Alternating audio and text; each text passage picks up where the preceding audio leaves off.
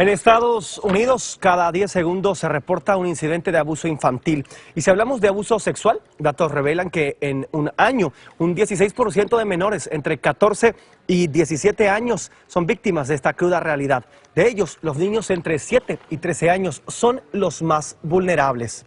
A nivel mundial, el panorama aún es peor. Se estima que cada año más de la mitad de los niños del planeta son víctimas de violencia física, sexual y emocional. Solamente en América Latina, el índice de abuso sexual ronda el 30%.